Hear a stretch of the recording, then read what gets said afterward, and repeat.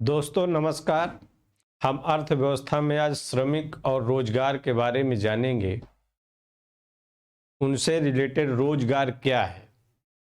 पहली बात आती है कि रोजगार क्या है।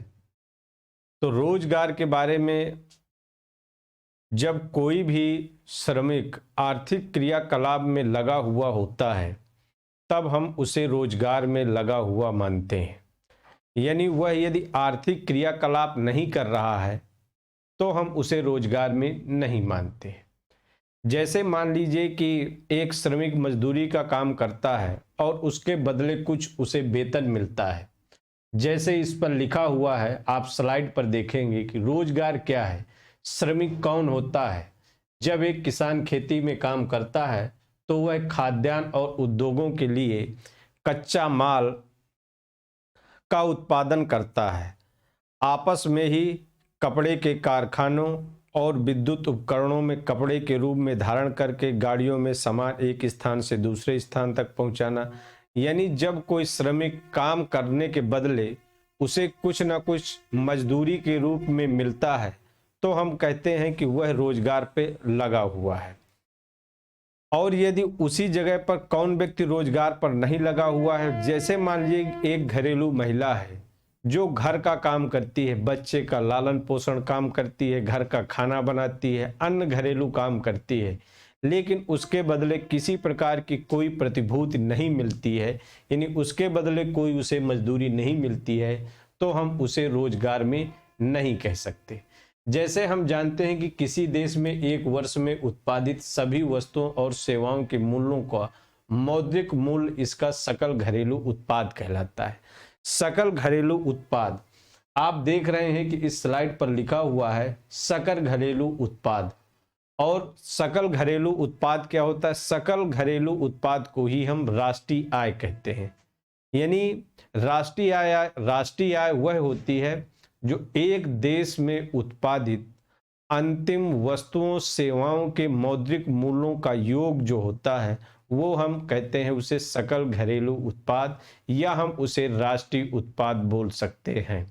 यानी राष्ट्रीय उत्पाद का मतलब है कि एक देश में उत्पादित सभी वस्तुएं भी हैं और सेवाएं भी हैं, उनके मौद्रिक मूल्यों को यदि हम जोड़ लें तो जोड़ने के बाद जो हमको उसका मूल्य प्राप्त होता है, अंतिम मूल्य प्राप्त होता है, उन सभी का योग कर लें तो हम उसे राष्ट्रीय आय बोल सकते हैं। हम राष्ट्रीय आय धनात्मक भी हो सकती है और राष्ट्रीय आय ऋणात्मक भी हो सकती है। इसके लिए जैसे हम मान लीजिए कुछ हम वस्तुओं का आयात करते हैं और कुछ वस्तुओं का निर्यात करते हैं। आयात क्या होता है और निर्यात क्या होता है? जैसे भारत एक देश है और भारत ने कुछ वस्तुओं सेवाओं को विदेश में बेच दिया तो यह कहलाएगा भारत द्वारा निर्यात। जब भारत कोई भी वस्तुओं या सेवाओं को अपने देश से दूसरे देश में बेचेगा तो हम कहेंगे यह क्या है? निर्यात है। और आयात हम किसे कहते हैं? जब भारत किसी दूसरे देश से, विश्व के किसी भी दूसरे देशों से कोई भी चीज खरीदता है, वस्तु के रूप में भी खरीद सकता है और सेवाओं के रूप में भी खरीद सकता है, तो इसे हम कहेंगे कि वह क्या है? भारत द्वारा किया गया आयात होता है। यानी आयात और निर्यात, कभी कभी देखेंगे कि आयात निर्यात से ज्यादा होता है और कभी कभी देखेंगे कि निर्यात जो है, निर्यात ज्यादा हो जाता है और आयात कम हो जाता है। कभी आयात ज्यादा हो जाता है और निर्यात कम हो जाता है। जब मान लीजिए भारत है, भारत का निर्यात ज्यादा है तो यह कहलाएगा कि राष्ट्रीय आय भारत की धनात्मक है। और यदि राष्ट्रीय आय ऋणात्मक तब हो जाएगी जब निर्यात कम हो जाएगा और आयात अधिक हो जाएगा। जैसे मान लीजिए कि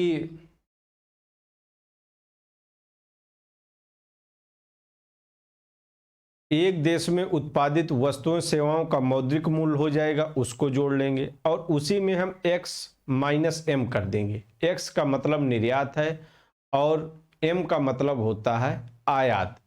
तो जब शुद्ध निर्यात हमारा धनात्मक होता है तो हमारा सकल राष्ट्रीय उत्पाद भी धनात्मक हो जाता है। यदि शुद्ध जो आयात और निर्यात है वह ऋणात्मक में हो गया तो हमारा सकल राष्ट्रीय उत्पाद ऋणात्मक में हो जाता है। इसी के आधार पर हम आप यह देखेंगे कि आमतौर पर हम सोचते हैं कि जिन्हें काम के बदले नियोक्ता द्वारा कुछ भुगतान किया जाता है उन्हें श्रमिक कहा जाता है, पर ऐसा नहीं है। कुछ व्यक्ति स्वयं नियोक्ता होते हैं, वह भी श्रमिक भी होते हैं। जैसे कुछ नियोक्ता, जैसे मान लीजिए कि मैं कोई काम कर रहा हूं और अपना ही काम कर रहा हूं, लेकिन उसके बदले तो मुझे कोई मजदूरी नहीं देगा, लेकिन मैं भी एक श्रमिक हूं क्योंकि उसके बदले कुछ ना कुछ मुझे आमदनी के रूप में, लाभ के रूप में प्राप्त होता है। भारत में रोजगार की प्रकृति बहुमुखी है, यानी भारत में जो रोजगार है वह रोजगार विभिन्न क्षेत्रों में मिलता है। जैसे हम क्षेत्र के आधार पर बात करते हैं तो भारतीय अर्थव्यवस्था को 3 क्षेत्रों में बांटा जाता है। भारतीय अर्थव्यवस्था को 3 क्षेत्रों में बांटा जाता है, यानी भारतीय अर्थव्यवस्था को हम 3 क्षेत्रों में बांटते हैं।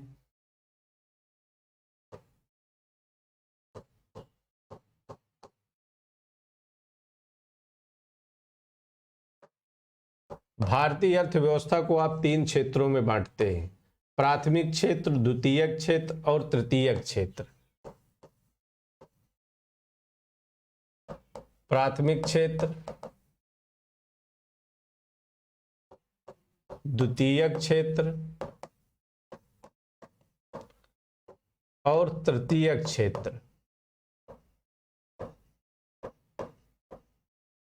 इसमें बांटते हैं और इन्हीं के अंतर्गत विभिन्न कार्य आते हैं जो अलग अलग डिवाइडेशन किए गए हैं।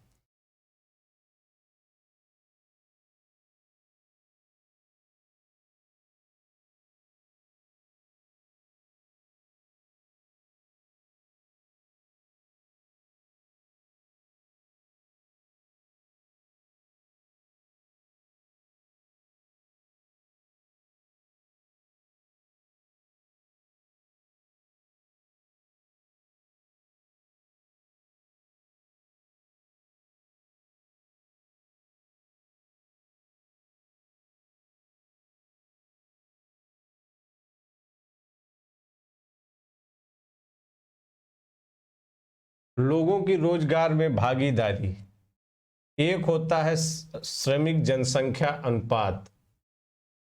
श्रमिक जनसंख्या अनुपात यानी जो श्रमिक जनसंख्या अनुपात होता है तो कुछ जनसंख्या आश्रित होती है और कुछ जनसंख्या अनाश्रित होती है, यानी कुछ जनसंख्या ऐसी होगी जो दूसरों पर आश्रित है और कुछ जनसंख्या ऐसी है जो उत्पादन कार्य में लगी हुई है। जैसे हम बात करें तो 14 वर्ष तक के बच्चे, 0 से 14 वर्ष तक के जो बच्चे होते हैं वो आश्रित जनसंख्या के अंतर्गत आते हैं, 0 से 14 वर्ष। और इधर हम बात करें तो 59 वर्ष से अधिक के जो बुजुर्ग होते हैं वो भी आश्रितों के अंतर्गत आते हैं। लेकिन सारे बुजुर्गों को, 59 वर्ष से अधिक वालों को हम ये नहीं कह सकते कि सभी लोग आश्रित हैं, क्योंकि उसमें कुछ लोग काम पर भी लगे हुए महसूस हो सकते हैं। जैसे श्रमिक जनसंख्या की बात करें हम, श्रमिक जनसंख्या की बात करें हम तो उनमें से श्रमिक जनसंख्या अनुपात यानी श्रम शक्ति का वह भाग जो उत्पादन कार्य में लगा हुआ है उसे हम श्रमिक जनसंख्या अनुपात कहते हैं। श्रमिक जनसंख्या अनुपात में हम कुल लगे हुए श्रमिकों की संख्या यानी जितने कुल श्रमिक लगे हुए हैं उनको और वह कुल जनसंख्या से भाग दे देते हैं और इसके बाद हम 100 का गुणा कर देते हैं तो हमें श्रमिक जनसंख्या अनुपात मिल जाता है। इस विश्लेषण के आधार पर यदि हम देखें तो जनसंख्या का बहुत अनुपात जनसंख्या का बहुत अधिक अनुपात जो है प्रत्यक्ष रूप से आर्थिक क्रियाकलापों में संलग्न है। यदि हम इसके आधार पर बात करें कि भारत में कार्यरत जनसंख्या अनुपात 2017-18 के अनुसार, यह याद रखने योग्य बात है कि सबसे ज़्यादा जो हमें रोजगार मिलता है वह, यदि लिंग के आधार पर हम विभाजन करें मेल फीमेल के आधार पर, तो आप पाएंगे कि पुरुषों का जो अनुपात है वह ज़्यादा लोग कार्य करते हैं महिलाओं की अपेक्षा। महिलाओं की कार्य करने में श्रम शक्ति में यानी भागीदारी कम है।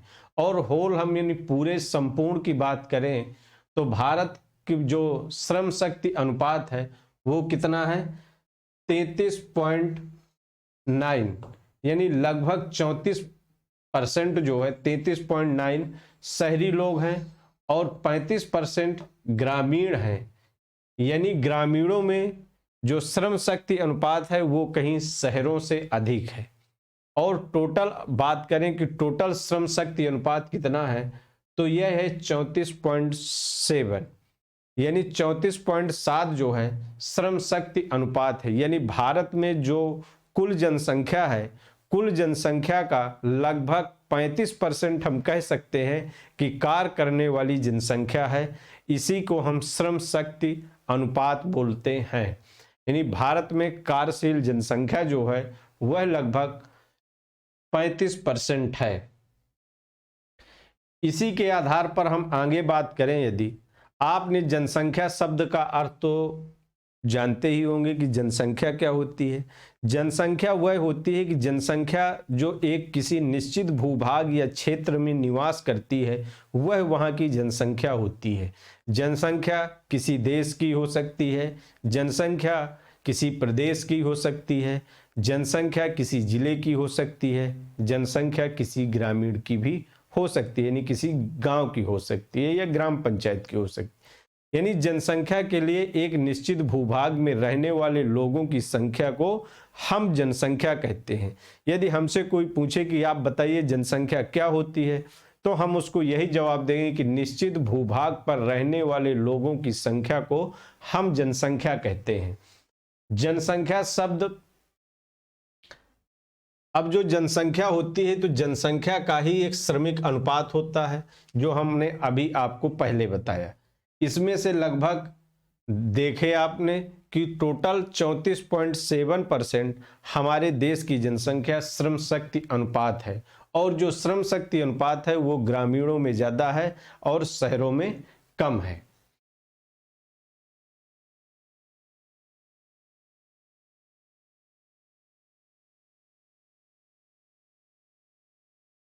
रोजगार में स्त्री और पुरुष के वार्तानुसार वितरण दिया गया है। जैसे पुरुष श्रमिक, कुछ लोग स्वयं कार्यरत होते हैं और कुछ लोग नियमित वेतनभोगी कर्मचारी होते हैं और कुछ लोग आकस्मिक पारिश्रमिक कर्मचारी होते हैं।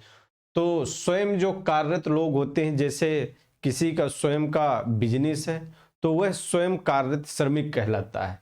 इसके आधार पर नियमित वेतनभोगी कर्मचारी होते हैं। यानी हम इस आधार पर यदि डिवाइडेशन करें तो हम देखते हैं कि कुछ लोग नियमित कार्यशील जनसंख्या होती है और कुछ लोग अनियमित कार्यशील जनसंख्या होती है। यानी जो नियमित कार्यों में लगे हुए हैं, रेगुलर कामों में लगे हुए हैं, उन्हें हम नियमित रोजगार भी कह सकते हैं, और जो अनियमित कामों में लगे हुए हैं उन्हें हम अनियमित रोजगार भी कह सकते हैं।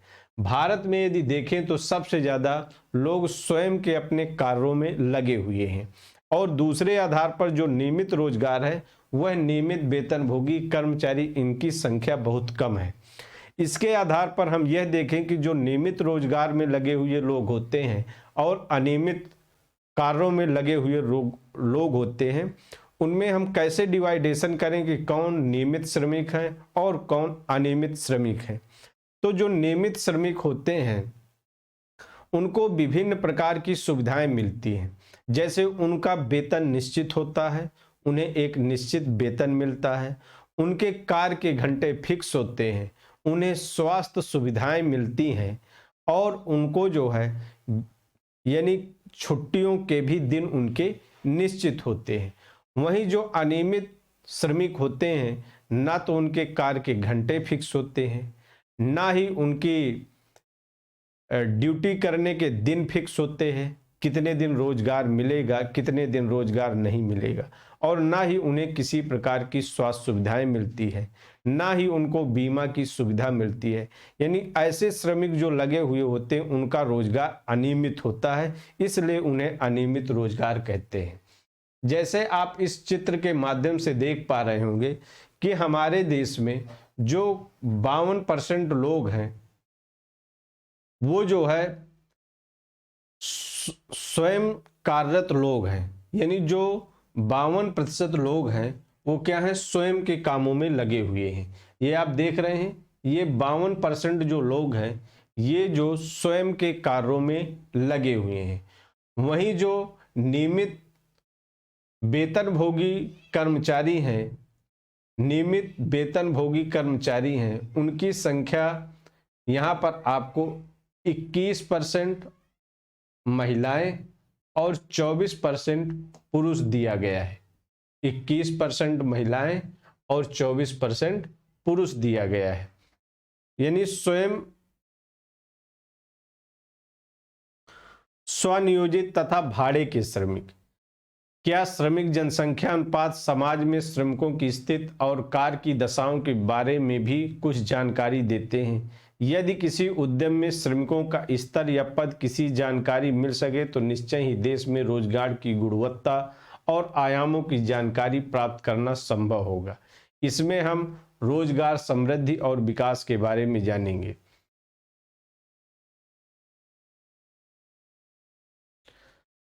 अनियमित वाले जो श्रमिक कहलाते हैं वो भारत में श्रम शक्ति का लगभग 25% है। यानी इसी के आधार पर यदि हम, आपने तो यह देखा कि सबसे ज्यादा जो श्रमिक लगे हुए हैं वो अनियमित श्रमिक हैं। इसी के आधार पर यदि क्षेत्रानुसार रोजगार का विभाजन करें तो आप पाएंगे कि आकस्मिक परिश्रमिक जो कर्मचारी हैं उनका जो परसेंटेज है वह शहरी 15% और ग्रामीण 29% है। शहरी 15% और ग्रामीण 29% है। और इसी के आधार पर नियमित वेतनभोगी कर्मचारी यदि आप देखें तो यह 13% और ये जो है 47%, यानी 47% श्रमिक गांव में जो है वो नियमित वेतनभोगी हैं, और नहीं 47% शहरी जो श्रमिक हैं वो नियमित वेतनभोगी हैं, और जो ग्रामीण श्रमिक हैं वह 13% वेतनभोगी हैं। स्वयं कार्यरत लोगों का परसेंटेज ग्रामीण में ज़्यादा है, यानी 58%। यह ऐसा इसलिए है क्योंकि ग्रामीण में कृषि संबंधी रोजगार और कृषि में लोग ज़्यादातर लगे हुए हैं, वहीं शहरों में यह परसेंटेज 38% है। इसी के आधार पर अब हम आगे बात करेंगे नियमित वेतनभोगी कर्मचारी। यह हमने आपसे बता ही दिया है।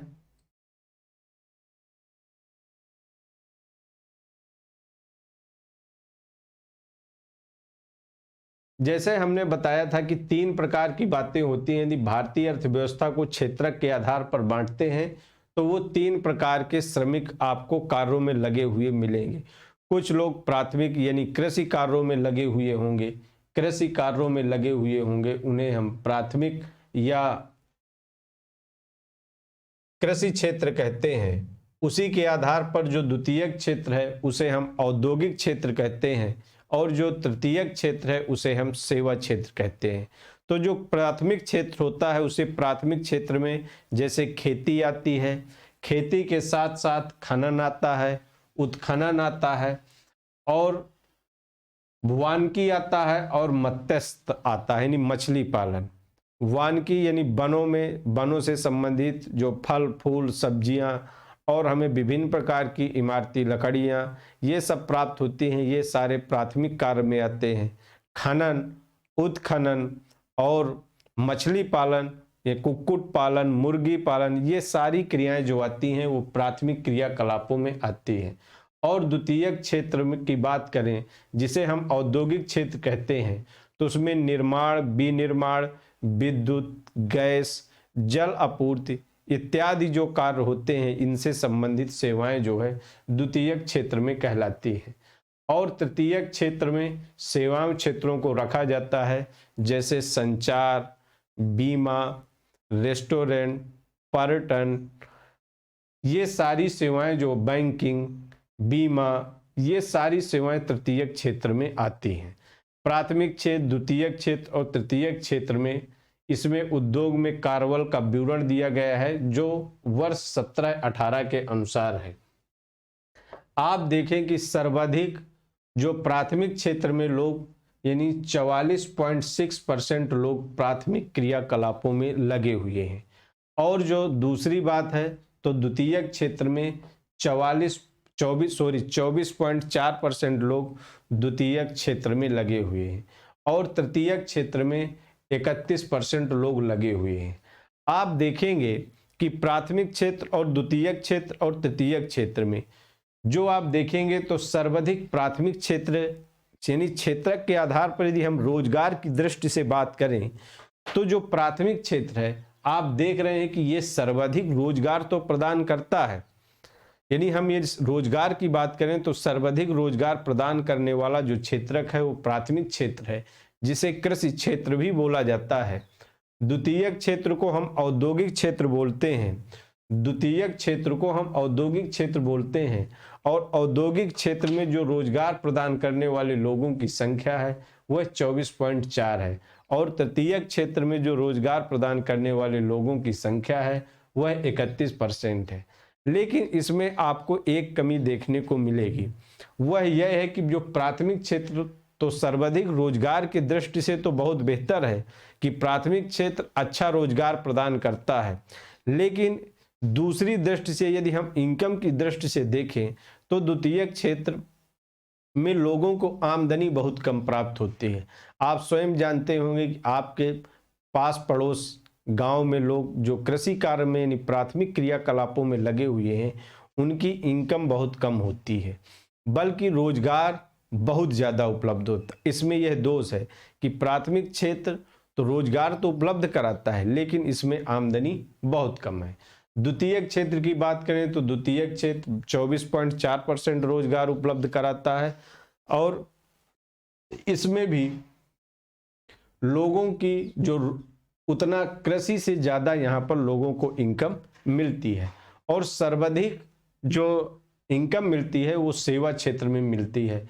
भारत का विकास का जो आर्थिक ढांचा भी तय किया गया, तो भारत ने भी यह निश्चय किया कि भारत ने सेवा क्षेत्र को ज़्यादा डेवलप किया। हमारे यहाँ आज भी लगभग 60% से ऊपर लोग जो है तृतीयक क्षेत्र से इनकम प्राप्त करते हैं।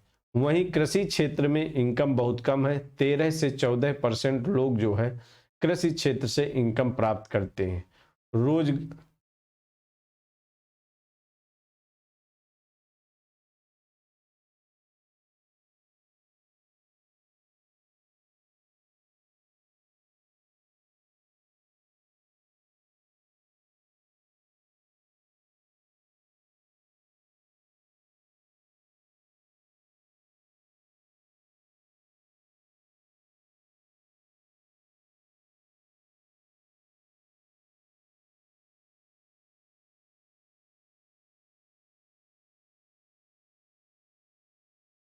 भारतीय श्रम बल तथा अनौपचारीकरण, हमने पढ़ा है कि श्रम बल विकास योजनाओं के लिए संपूर्ण आजीविका का प्रबंध सुनिश्चित करना भी बताया गया है। यह कहा गया था कि औद्योगिकरण की रणनीति कृषि के अतिरिक्त श्रमिकों को उद्योग में आकर्षित कर उन्हें विकसित देश की भांति उच्च जीवन स्तर सुलभ कराएगी, किंतु यह हम पिछले अनुभव में देख ही चुके हैं कि योजनाबद्ध विकास के 70 वर्ष बाद भी देश के श्रम बल में आधे से अधिक सदस्यों के लिए कृषि में रोजी रोटी का प्रमुख साधन हुई है।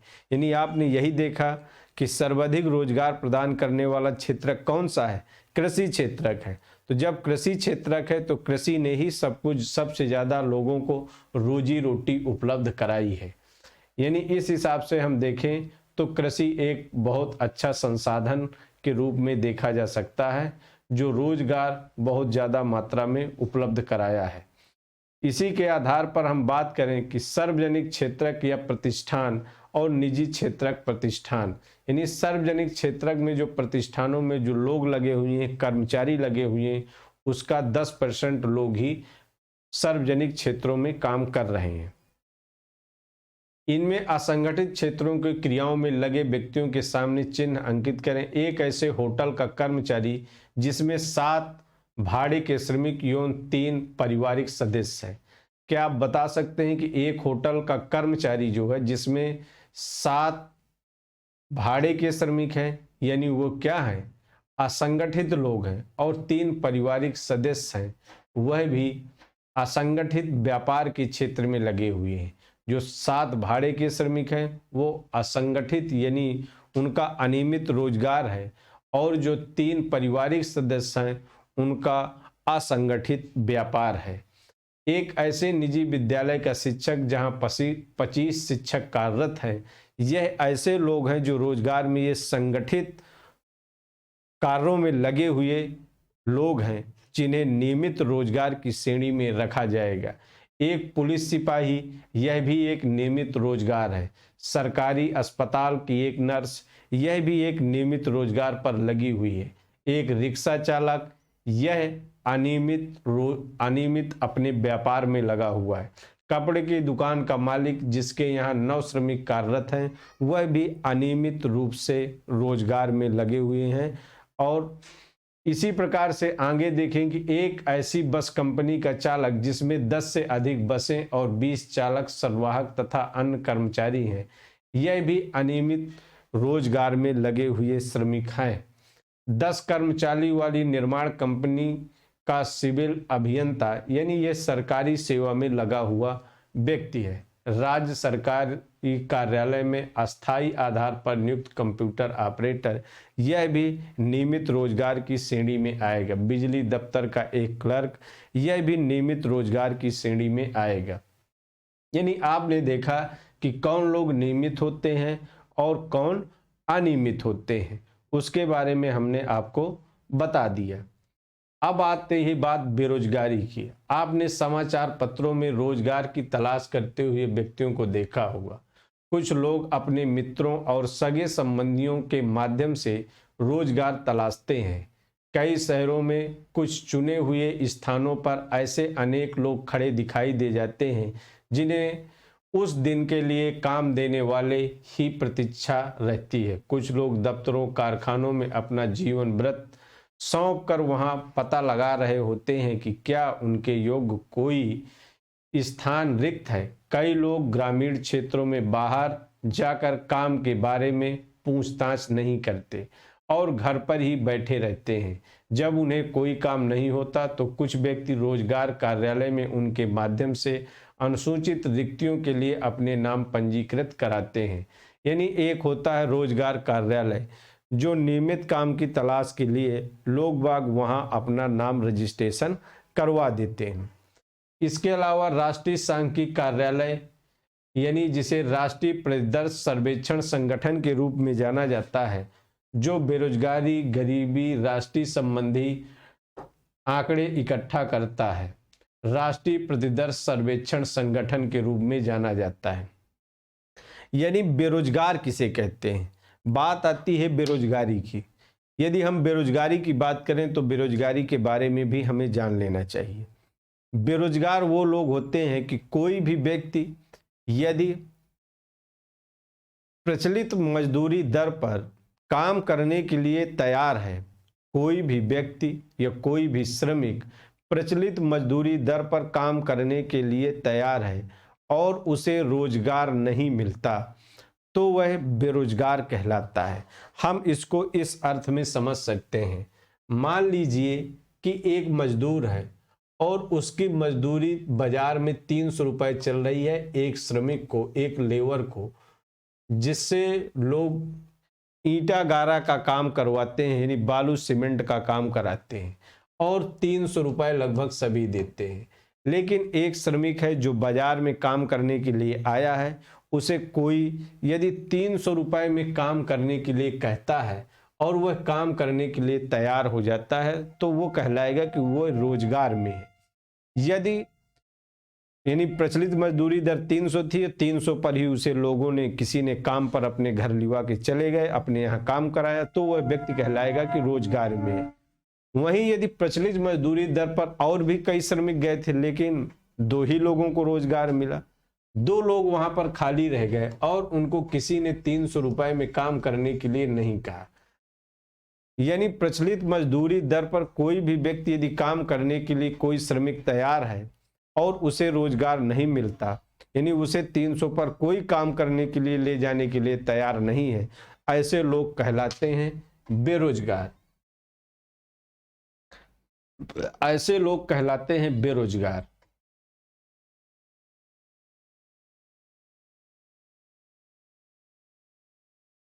भारत में जो बेरोजगारी के आंकड़े हैं वो 300 हैं। भारत की जनगणना रिपोर्ट एवं राष्ट्रीय सांख्यिकी कार्यालय और रोजगार और बेरोजगारी से संबंधित रिपोर्ट PLFS वार्षिक रिपोर्ट रोजगार एवं प्रशिक्षण महानिदेशालय के रोजगार कार्यालय में पंजीकृत आंकड़े हैं।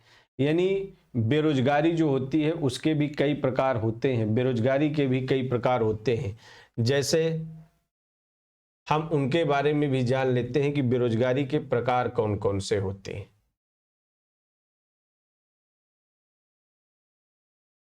जैसे आपने प्रच्छन्न बेरोजगारी के बारे में पढ़ा होगा। जो प्रच्छन्न बेरोजगारी होती है, प्रच्छन्न बेरोजगारी जो होती है, जो प्रच्छन्न बेरोजगारी होती है, प्रच्छन्न बेरोजगारी,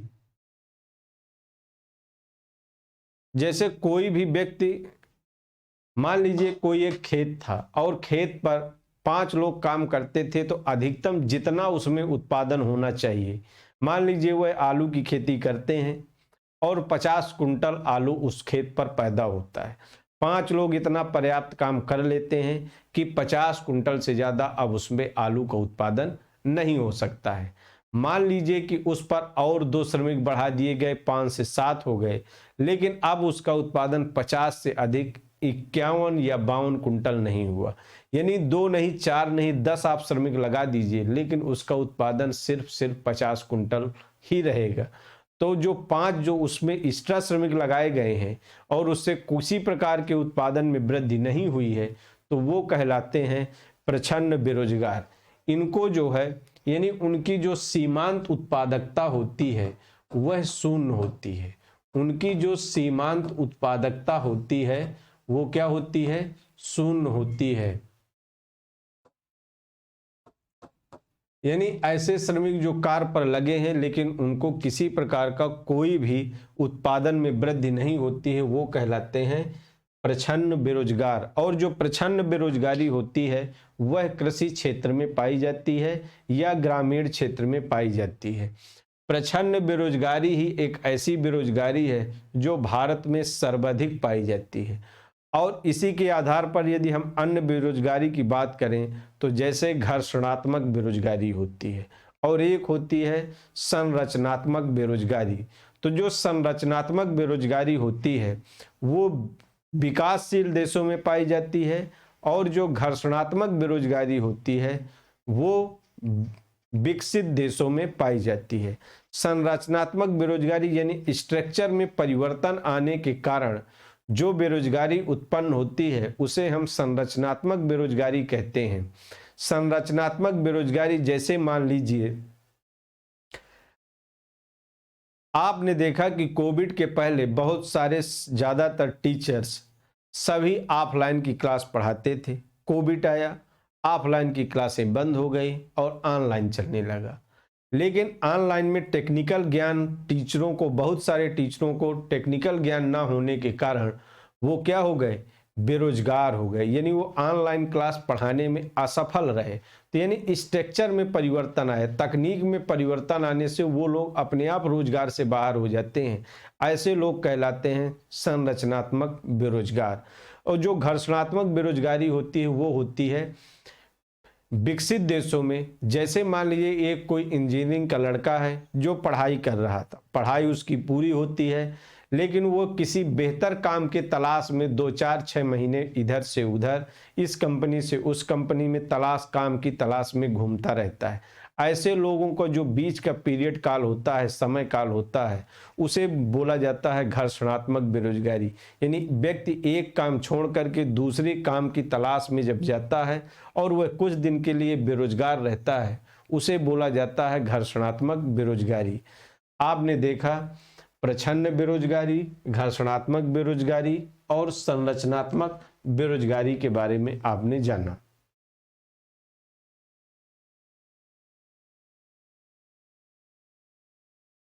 आगे की हम बात करते हैं सरकार और रोजगार सृजन। देखिए, एक योजना चली थी आज तक, यदि ग्रामीण क्षेत्रों में रोजगार के बारे में बात करें, जो महात्मा गांधी राष्ट्रीय ग्रामीण रोजगार गारंटी अधिनियम 2005 आया था।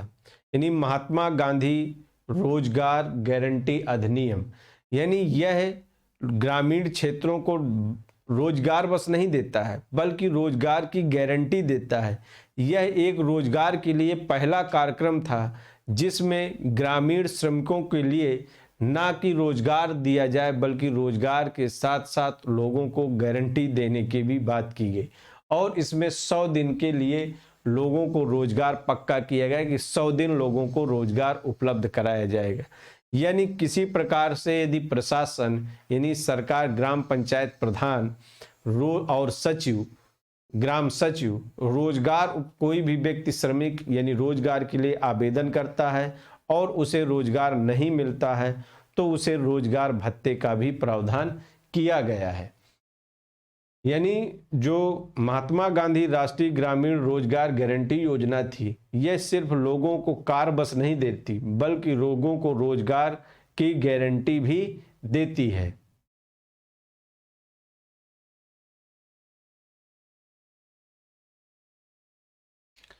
इसी के आधार पर आप देखेंगे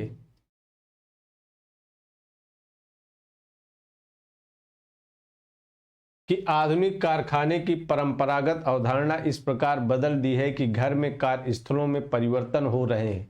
यह समस्त परिवर्तन व्यक्तिगत श्रमिक के पक्ष में नहीं हो रहा है। श्रमिकों को न्यूनतम सामाजिक सुरक्षा भी उपलब्धता के कारण रोजगार का स्वरूप और अधिक अनौपचारिक हो गया है। इसके बावजूद पिछले कुछ दशकों में सकल घरेलू उत्पाद में तीव्र वृद्धि हुई है, लेकिन इसके साथ ही रोजगार के अवसरों का सृजन नहीं होने के कारण सरकार को विशेष तौर से ग्रामीण क्षेत्रों में रोजगार के अवसरों को सृजन करने के लिए बाध्य होना पड़ा। यानी सरकार ने राष्ट्रीय ग्रामीण रोजगार गारंटी योजना क्यों लाई? उसके पीछे सरकार ने यह देखा कि राष्ट्रीय आय उत्पादन में तो वृद्धि हो रही है लेकिन रोजगार के सृजन में वृद्धि नहीं हो रही है। इसलिए सरकार ने ऐसी योजना लॉन्च की, राष्ट्रीय ग्रामीण रोजगार गारंटी योजना।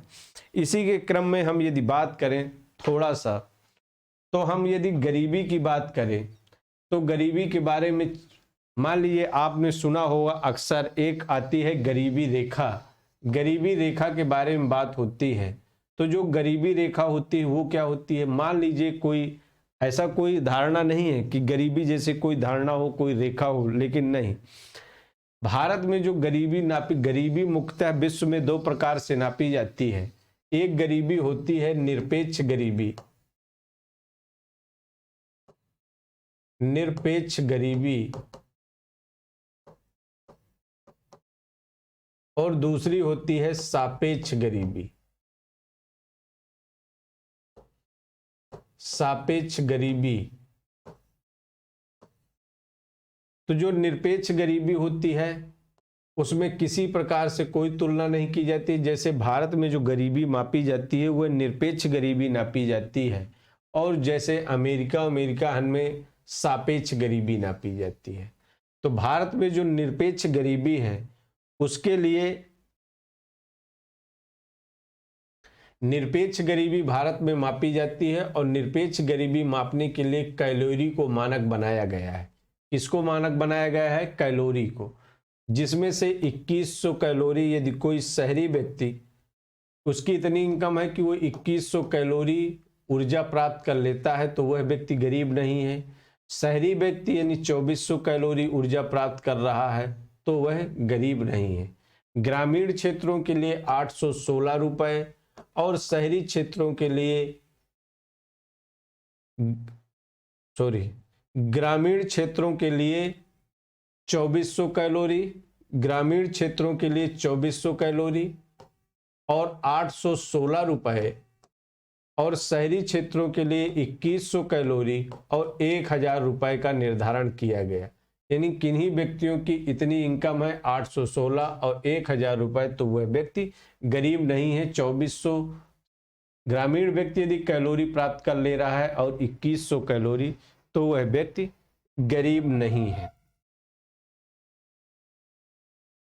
और तो इस गरीबी को हम बोलते हैं निरपेक्ष गरीबी। जबकि जो सापेक्ष गरीबी होती है, सापेक्ष गरीबी की जब हम बात करते हैं तो सापेक्ष गरीबी होती है कि जैसे अमेरिका में विकसित देशों में ज्यादातर सापेक्ष गरीबी नापी जाती है, और सापेक्ष गरीबी की अवधारणा कुछ इस प्रकार से होती है कि मान लीजिए पड़ोसी के पास 2 कार, 3 बंगले और 5 एसी हैं, लेकिन मेरे पास, उसके पड़ोसी के पास 1 गाड़ी, 1 बंगला और 4 एसी है, इसलिए वह गरीब है। सापेक्षिक रूप से यहाँ तुलना होती है, जबकि भारत में ऐसी व्यवस्था नहीं है। इसी के आधार पर यदि हम गरीबी की बात करें तो, और गरीबी में यदि हम बात करें तो जैसे कार्डों के आधार पर भी आपने सुना होगा, उसमें भी बात होती है गरीबी की। तो गरीबी के लिए 3 प्रकार के कार्डों की बात होती है। एक होता है एपीएल,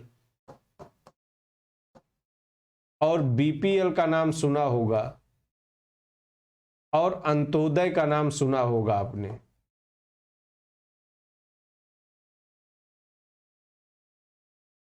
यानी मान लें यह गरीबी रेखा है, और गरीबी रेखा के जो ऊपर एपीएल कार्ड दिए गए हैं वो गरीबी रेखा के ऊपर वाले लोगों के लिए कार्ड होता है, और जो बीपीएल कार्ड होता है वो गरीबी रेखा वालों का कार्ड होता है। जो अंत्योदय कार्ड होता है वो गरीबों में अति गरीबों के लिए कार्ड होता है।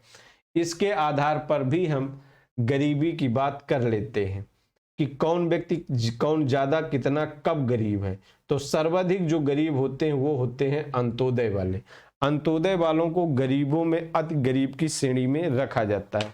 हमने गाइस आज थोड़ी बहुत बात की है, बाकी बात हम फिर कभी करेंगे। तब तक के लिए नमस्कार, और पढ़ते रहिए, बने रहिए हमारे चैनल।